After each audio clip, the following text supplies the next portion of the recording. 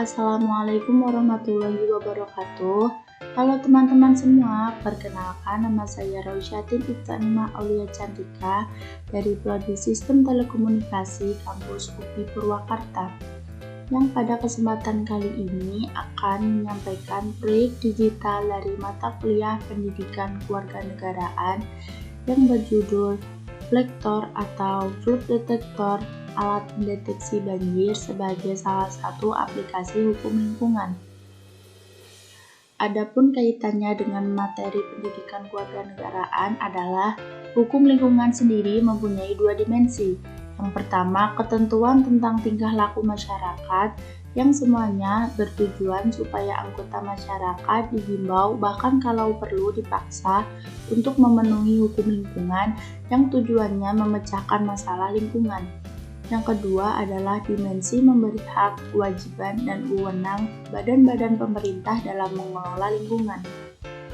Sesuai hukum lingkungan yang pertama, yang tujuannya untuk memecahkan masalah lingkungan, penulis merancang ide untuk mengadakan flektor atau alat pendeteksi banjir.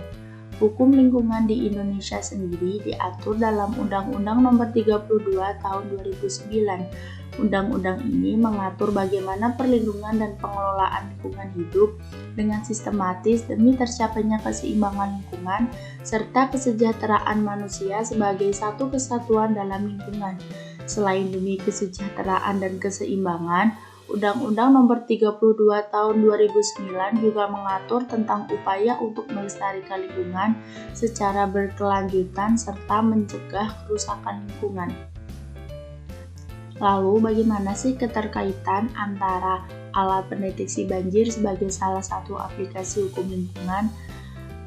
Nah, aplikasi peringatan banjir ini berbasis Android dan web application yang nantinya akan ditampilkan pada aplikasi di Android ataupun di web, serta data akan diupdate setiap 10 menit. Nah, setelah data diambil dari server kita sendiri, aplikasi akan memberitahu apakah ketinggian air sungai atau bendungan dalam keadaan aman, siaga, atau banjir. Selanjutnya, kita akan mengetahui apakah manfaat dari flood detector atau flektor itu sendiri.